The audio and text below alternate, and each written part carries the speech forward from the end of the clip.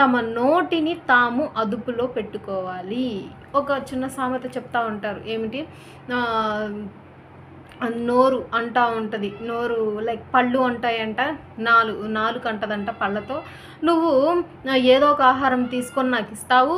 నేను బాగా నవిలి నువ్వు నాకిస్తావు. నాలుక నేను రుచి చూసి మింగేస్తాను. నాకు ఏదో ఒక సహాయం చేయాలని ఆశగా ఉందని చెప్పి నాలుక పళ్ళతో అంటదట. అప్పుడు పళ్ళంటాయి, ఇదిగో నువ్వు నాకు ఏ సహాయము చేయక్కర్లేదు గానీ, నువ్వు ఆశపడుతున్నావు గాబట్టి నాకొక్క సహాయం చెయి. ఏంటి అనంటే, నువ్వు అంటే తొందరపడి ఏ విషయం మాట్లాడొద్దు. ఒకవేళ ఏ విషయమైనా తొందరపడి మాట్లాడితే ఎదుటివారు నీ 32 పళ్ళు రాలగొడతా అంటున్నారు. కాబట్టి నువ్వు జాగ్రత్తగా మాట్లాడు చాలు.